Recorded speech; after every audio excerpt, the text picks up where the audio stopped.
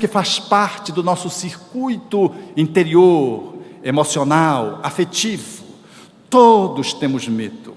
Se eu disser assim para vocês, meus amigos, eu tive uma evidência, e ao mesmo tempo uma evidência profética que vai se realizar daqui a 1 minuto, que esse andaime todo vai cair, eu duvido que vocês ficassem, se eu fosse Divaldo Franco, ficassem sentados. Vocês iam levantar, iam esquecer de bolsa, vocês iam sair correndo. Quando chegasse lá fora, a minha esposa, e lembrava da esposa, só lá fora.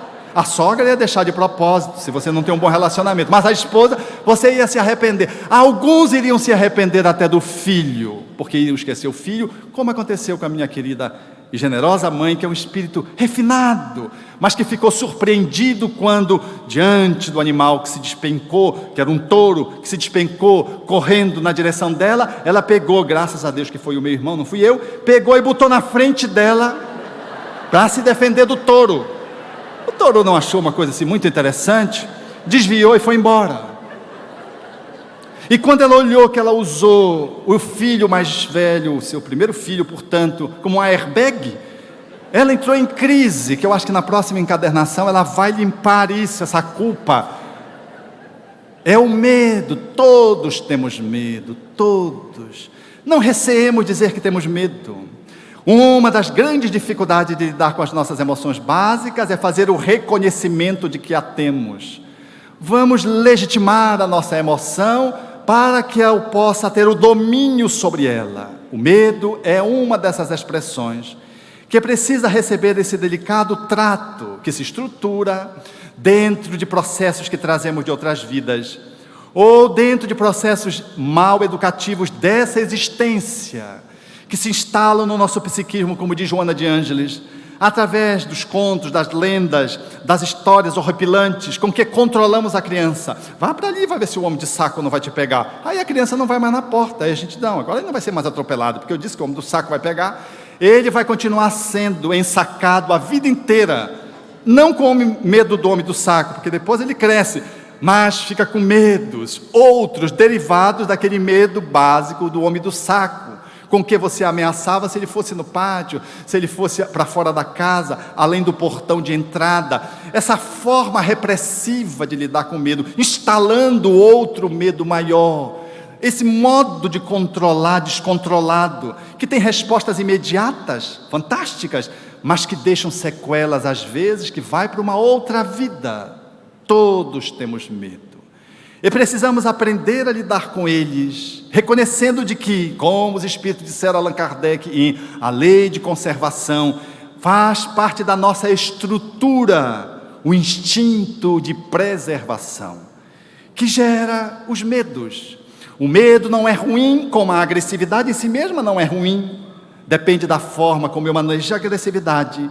E dependendo da forma como eu manejo o medo, eu vou estabelecer um proveito, ou então eu vou estabelecer uma relação de cerceamento.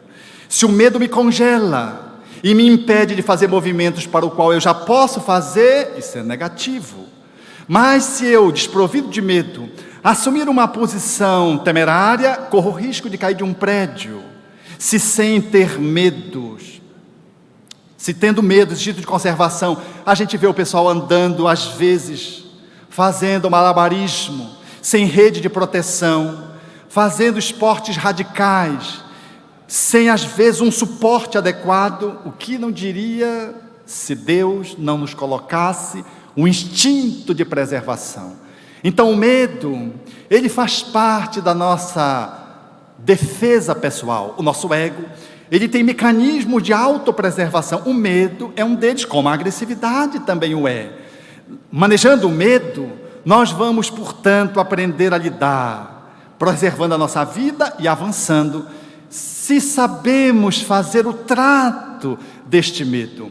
A primeira pontuação é reconhecermos que temos, para podermos avaliar a serviço de que ele está.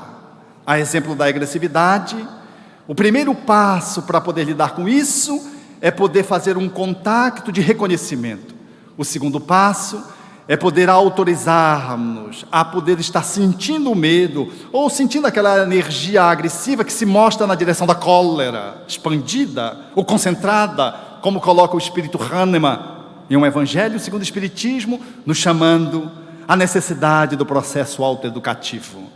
Temos assim que olhar e avaliar o que é que nós fazemos com os nossos medos. Resultado de uma baixa autoestima, porque a infância, ela é a grande gerenciadora de múltiplos medos. É verdade que alguns deles vêm de outras vidas, encarnações passadas, mas outros tantos que nós engendramos no aqui e no agora, através de uma educação extremamente punitiva, da violência doméstica, através da violência com a criança, que gera-lhe, portanto, uma personalidade insegura. Enquanto criança, o espírito avança para a adolescência, manifestando baixa autoestima, e será sempre um adulto covarde, medroso, com dificuldade de assumir pequenas posições de superação, porque estará sempre com o freio de mão puxado. Não consegue ir adiante. Aquele mecanismo de defesa está posto para ele, em razão de uma educação inadequada, de uma forma muito deficitária. Ele vale-se de muletas quando ele já pode jogar uma delas, ou ainda anda na cadeira de roda quando ele já pode andar de muletas. Ele se fixa na cadeira de roda, na sua insegurança, e não consegue dar um passo adiante.